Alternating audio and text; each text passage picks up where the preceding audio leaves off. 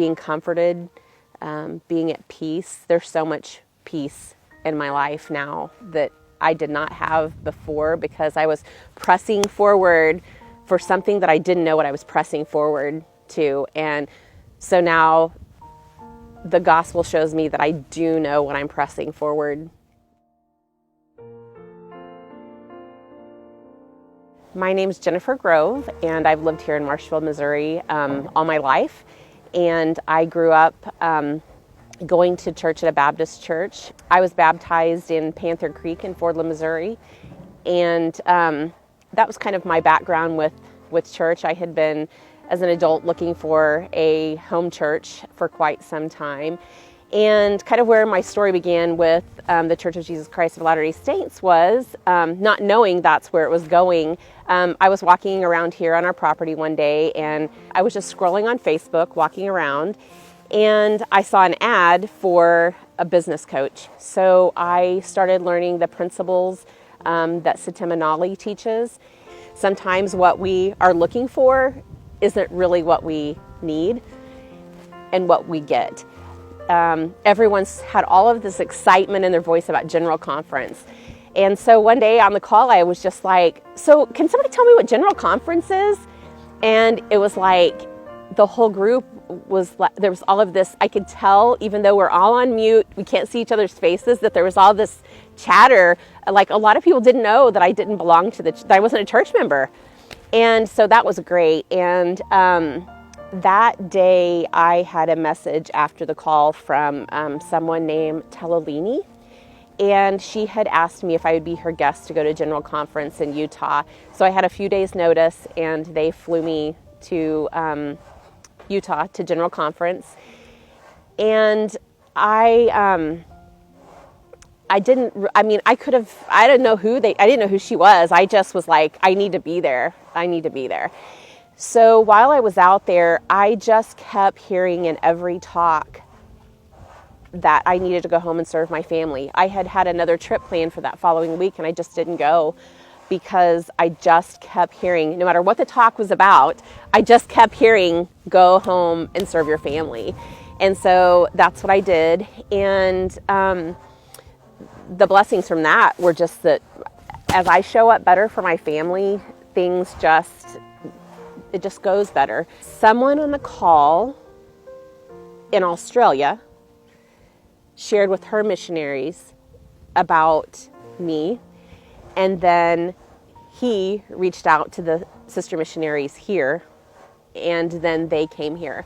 So we started having the lessons here at our house, and my 11-year-old daughter became very engaged in that, and came to me and said, I want to be baptized. I want to be baptized. So we had that planned.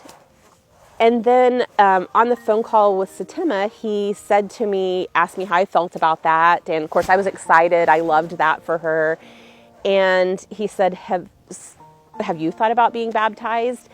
And I had not thought about being baptized because I had already been baptized. So in my mind, the concept of baptism had been complete, even though it wasn't with the same purpose and intention, and accepted those covenants and committed to those covenants. That was a different thing for me. So I said, if I'm going to support and encourage my 11-year-old child to be a member of the church, why would I not?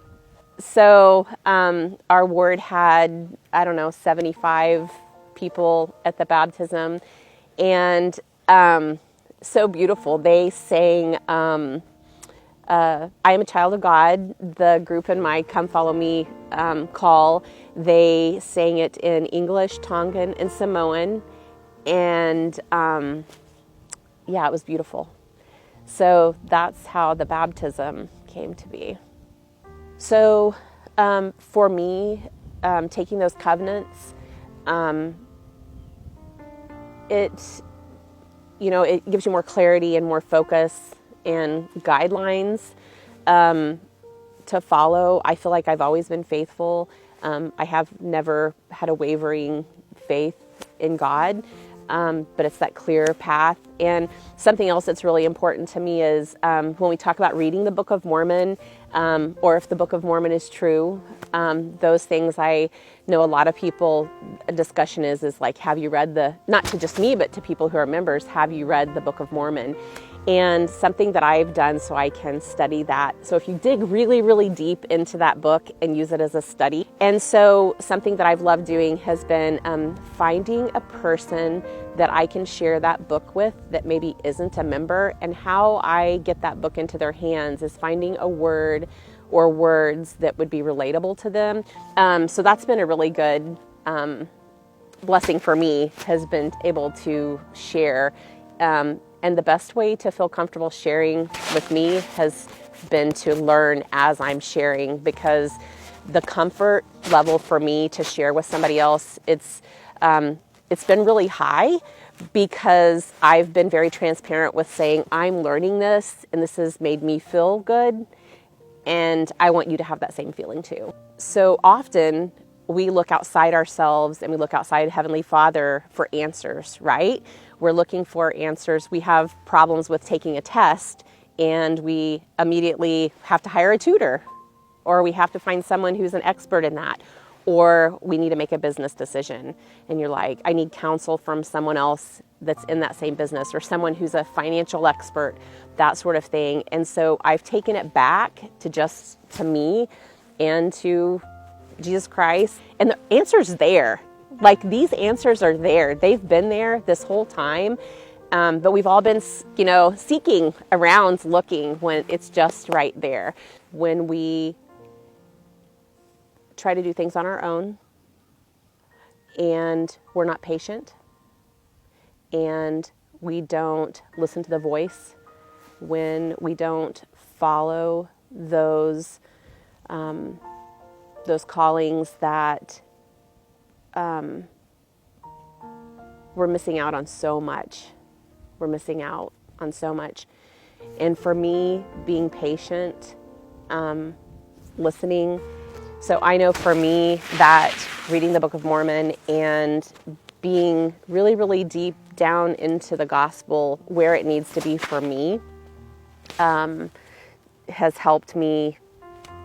really, really helped me acquire things faster. So whether that's learning, whether it's being comforted, being at peace. There's so much peace in my life now that I did not have before, because I was pressing forward for something that I didn't know what I was pressing forward to. And so now the gospel shows me that I do know what I'm pressing forward into.